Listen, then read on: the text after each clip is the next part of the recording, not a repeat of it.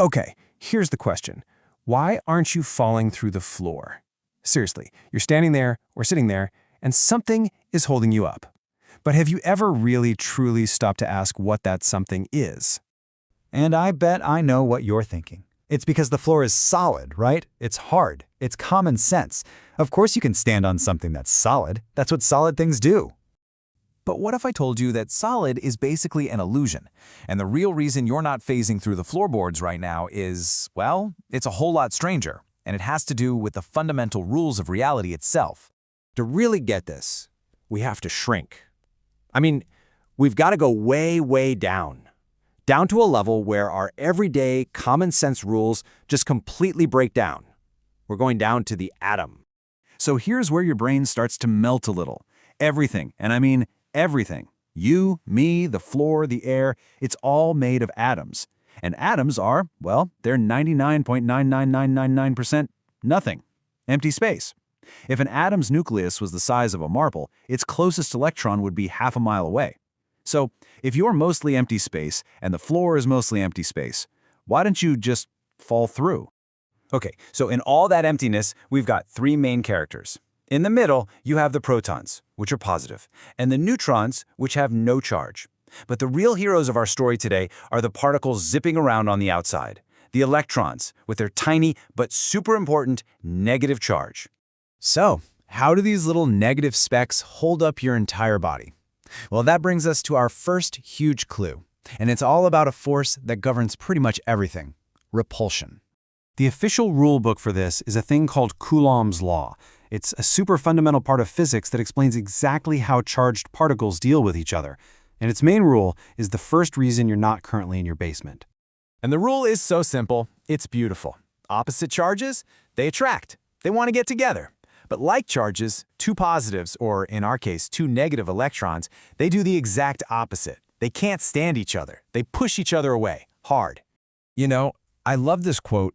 It's so perfect. It's not just a push. It's like they are physically disgusted by one another. They will do absolutely anything to not have to be near each other. And that's exactly what's happening under your feet this very second. The huge clouds of electrons on the bottom of your shoes are getting super close to the huge clouds of electrons on the top of the floor. And all those trillions and trillions of mutually disgusted electrons are pushing back against each other, creating this massive upward force. Now that repulsion, it's a huge part of the answer. But believe it or not, it's not even the most powerful thing at play here. For the deepest, weirdest part of the truth, we have to leave normal physics behind and dive into the quantum world.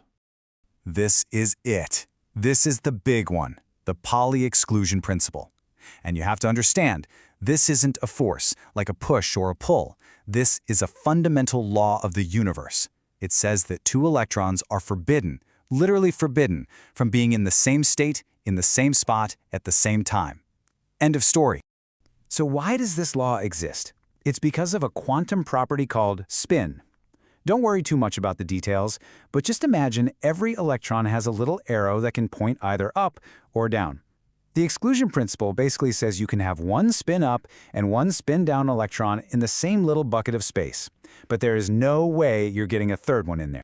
And that's the real kicker. Electrostatic force is like two really strong magnets pushing each other apart. But the Pauli exclusion principle? That's more like a rule in the code of reality that says two objects can't occupy the same pixel on a screen. It's not that they don't want to overlap, it's that the universe itself says they cannot. Okay, so let's put our two big ideas together now. We've got the electrostatic repulsion, the disgusted electrons, and we've got the Pauli exclusion principle, the universal law. Let's see how they team up to create the invisible force field you're standing on right now. It's this amazing 1-2 punch. As gravity pulls you down, the electron clouds in your shoes get insanely close to the electron clouds in the floor.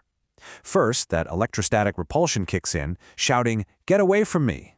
But then, as they get even closer, the Pauli exclusion principle just slams on the brakes. The universe itself says, "Nope, this spot is taken." This creates an unbelievable amount of upward pressure, a true atomic resistance.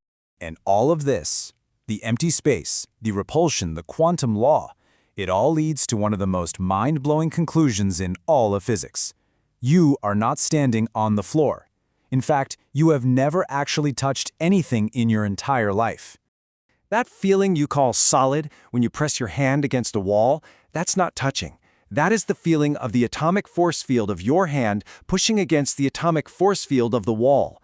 You are, right now, levitating on an infinitesimally thin cushion of pure quantum force. You are floating. Which just leaves us with one final crazy thought to chew on. If you've never really touched the floor, or a chair, or the hand of another person, what even is this sensation of touch? It's just your body's way of telling you where your force field ends and another one begins. Pretty wild, huh?